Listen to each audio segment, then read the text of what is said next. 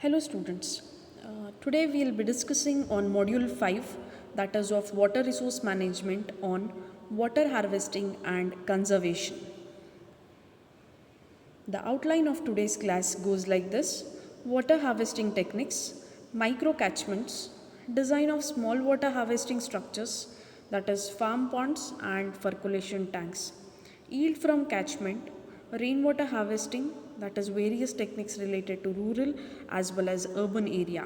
But in today's class we'll be addressing only water harvesting techniques.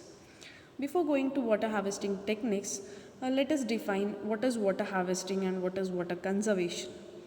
Water harvesting is collection, storage and reuse of rainwater in general. But when we talk about rainwater harvesting, in the broadest sense, it is a technique which collects and stores roof runoff which can be used further for non-potable sources within agriculture, domestic, commercial, institutional and industrial sectors, and even as drinking water after some treatment. So the next will be why rainwater harvesting has to be done. I mean the need of rainwater harvesting to overcome the inadequacy of surface water in order to meet our daily demands or the increasing population. With the increase in population, we are lag with what called as in order to increase the surface water. So we are getting inadequate amount of surface water. So rainwater harvesting is necessary. The second one is to arrest decline in the groundwater levels. A groundwater level is getting reduced because of abrupt use of what called as groundwater resources without planning to recharge the groundwater resource. The third point is to enhance availability of groundwater at specific place and time, because especially we fall lack in terms of hot season or summer what we say. So in order to do that, whatever the excess water we get during rainfall can be recharged, which can be utilized during dry periods. The fourth is to increase infiltration of rainwater in the subsoil. We need to plan in such a way that water which is harvested to be dropped down or taken down to a larger depth so that we can recharge the groundwater table and we can take this water into the deeper layer. To improve groundwater quality by dilution, to increase agricultural production, to increase the ecology of the area by increase in vegetation cover, to reduce urban flooding, soil erosion and effects of drought. Because in order to overcome all these problems, we need rainwater harvesting. Yes, how best we can do this rainwater harvesting? A rainwater harvesting system comprises components of various stages: transporting rainwater through pipes or drains, filtration, and storage in tanks for reuse or recharge. Here are some of the common components of a rainwater harvesting system which is involved in the stages addressed below. Those are catchments, coarse mesh, gutters, conduits, first flush, filters, storage facility, and recharge structure. Let us study one by one in detail. Yes, this is a catchment. You just can see in the figure wherein rainwater falls on this terrace or a catchment area, what we say. The catchment of which directly receives the rainfall, the catchment of what called as water harvesting system is the surface which directly receives the rainfall and provides water to the system. It can be a paved area like a terrace or courtyard of a building, or an unpaved area like a lawn or open ground. A roof made of reinforced cement concrete RCC, or it might be a galvanized iron or corrugated sheet, which can also be used for water harvesting.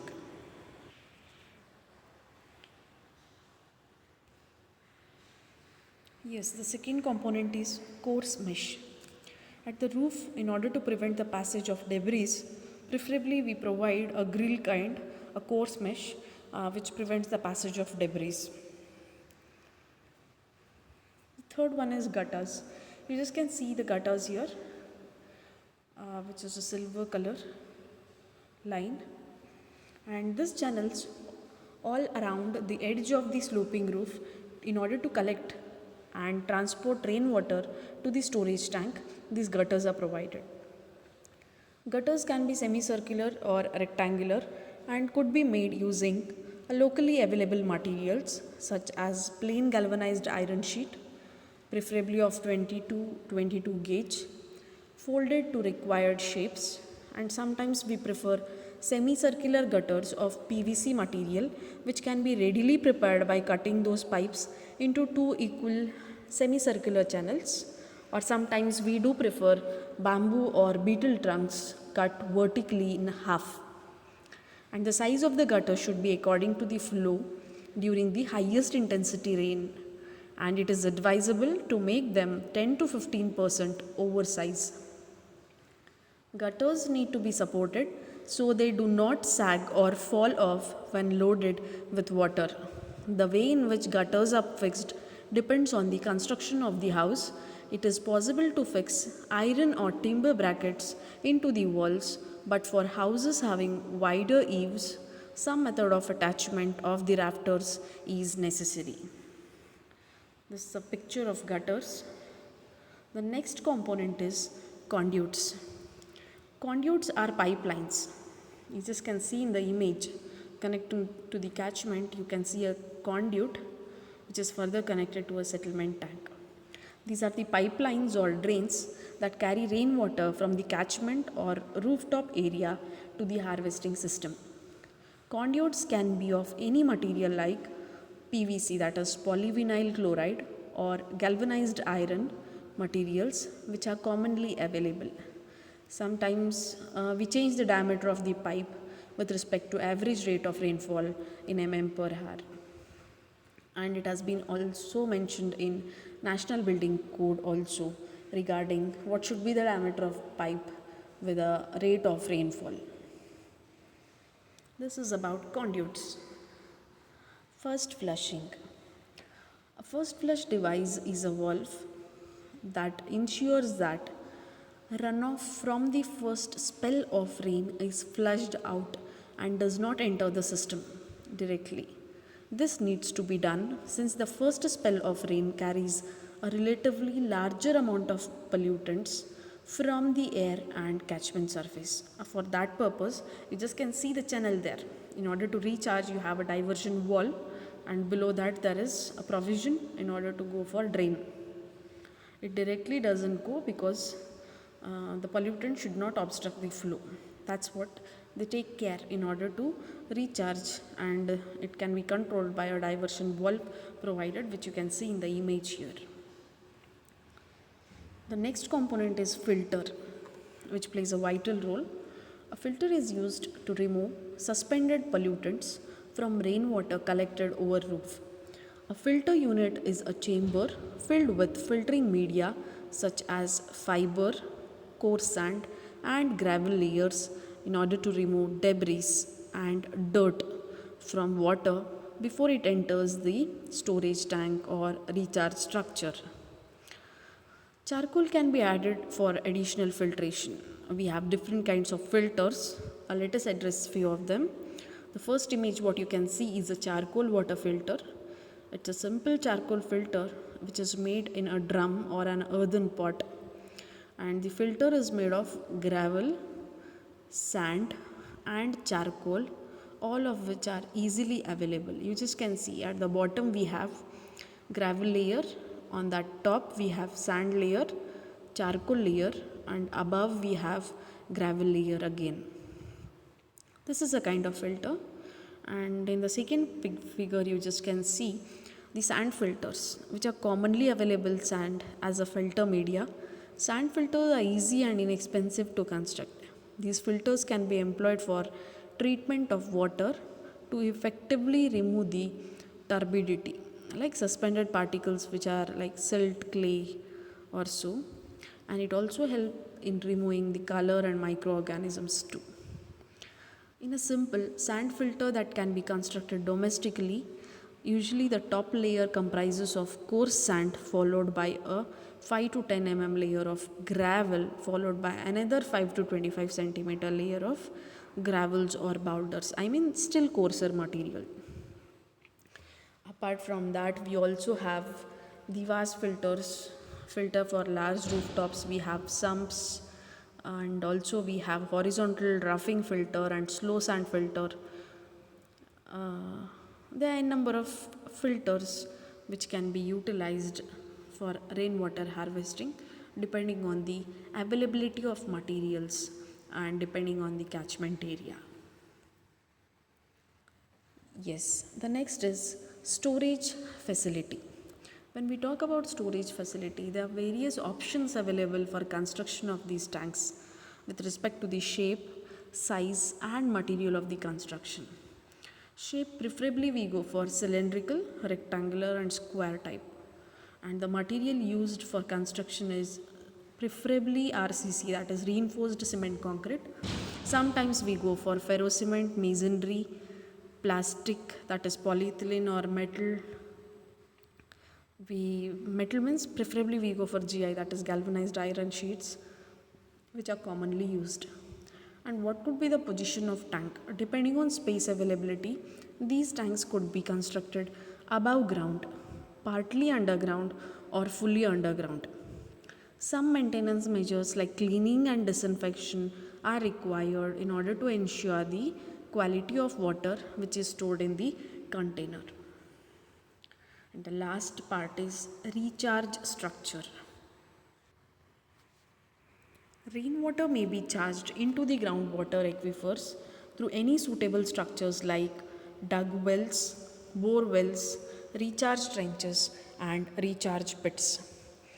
We have various recharge structures which are possible, some which promote the percolation of water through soil strata at shallower depth, whereas others conduct water to greater depths from where it joins the groundwater.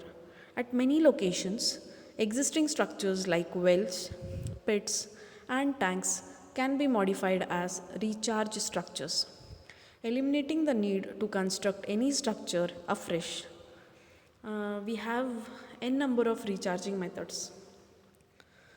To name few, we have recharging of dug wells and abandoned tube wells. We have settlement tanks. We have recharging of service tube wells. We have recharge pits. You just can see in the image which is called as soak pit or percolation pit. This percolation pit is one of the easiest and most effective means of harvesting rainwater and are generally not more than 60 by 60 by 60 centimeter pits, specially designed on the basis of expected runoff as described for the same settlement tanks.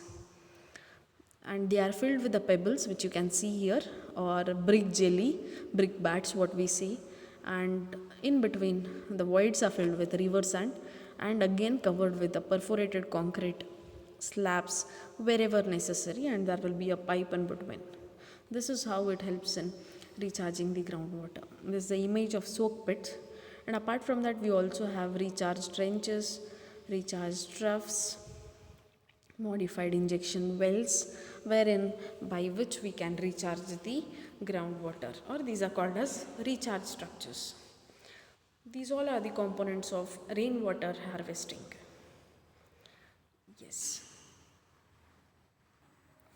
Yes, after studying this component of rainwater harvesting system, let us address the water harvesting techniques. The techniques usually aim to maximize the available water through water harvesting and conservation. Water harvesting techniques gather water from an area termed the catchment area and channel it to the cropping area or wherever it is required. Conservation techniques conserve water within the biomass and the soil by reducing runoff and keeping the water where it falls as much as possible. So let us discuss some of the principles of water harvesting and conservation. In deciding which techniques to use to make more efficient use of available water, it is important to consider how crops receive or lose water. Crops receive water through rainfall, irrigation, and stored soil water. They lose it through runoff, evaporation, and drainage. So, there are some key principles on effective water management. The first one is use rainwater effectively. In many climates, rainfall is distributed unevenly in intense downpours that cannot be readily used by a crop. Storage techniques such as external catchments, rooftop harvesting increases the availability of water in the drier season. They also harvest water from a wider area, making more water available to the crop.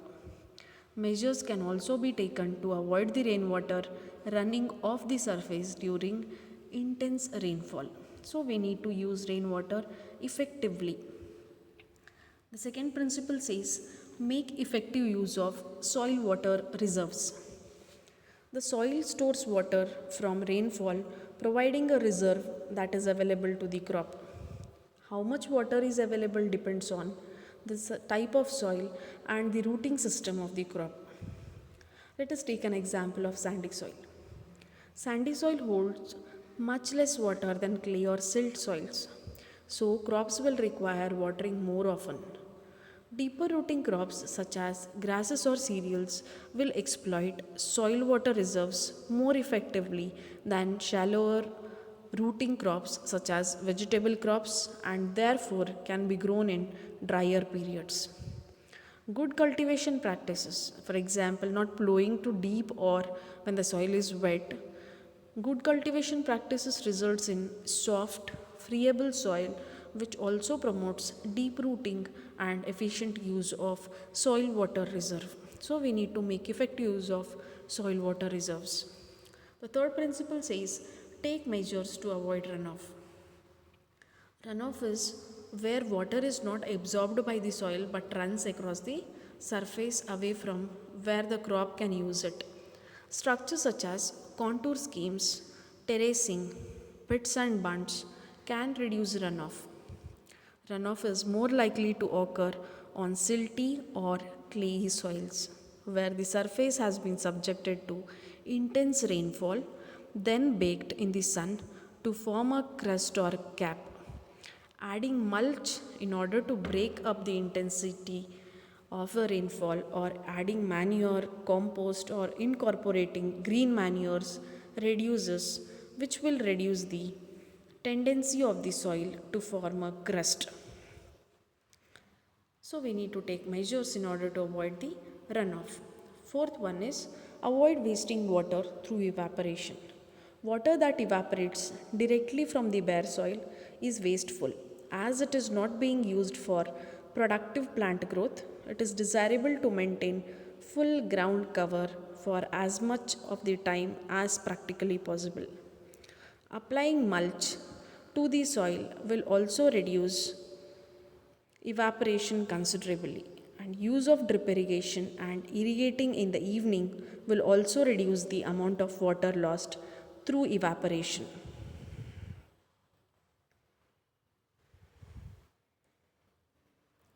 The fifth principle says reduce water losses through drainage. When water drains out of the soil, not only it is wasted but essential mobile nutrients such as nitrogen are also washed out. This is more of a problem on light sandy soils. And adding again organic matter in the form of compost, manures or plant residues will eventually increase the amount of water of a soil which can retain, but this will only have an effect if it is added over a longer period or years. Most drainage occurs during the heavy rains, especially if the soil is left bare. Growing a cash or cover crop during this period reduces the losses, as the root uplifts the water and nutrients back from deeper to the shallower soil profiles. This is why we need to reduce water losses through drainage. And the last principle says we need to plan irrigation. Irrigation is one way of supplementing water from rainfall and soil reserves, but can waste large amounts of water if not used carefully. A key way of making the most of the water supply is to only irrigate when necessary. And many people irrigate on a regular basis whether the crop needs it or not. But it should not be done. If water is scarce, irrigation should be restricted to the most critical periods, such as during germination or during fruit set. Drip irrigation makes much better use of water than overhead system, as it is targeted to the roots rather than sprayed up into the air.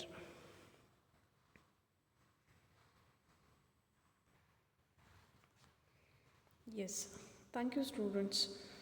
And the next class will be dealing with water harvesting techniques. There are almost around 16 techniques which will be addressed in next class.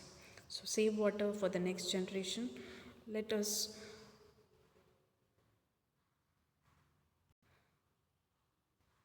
implement or involve in our day-to-day life how best we can conserve water, save water for the next generation and for our generation too. Thank you.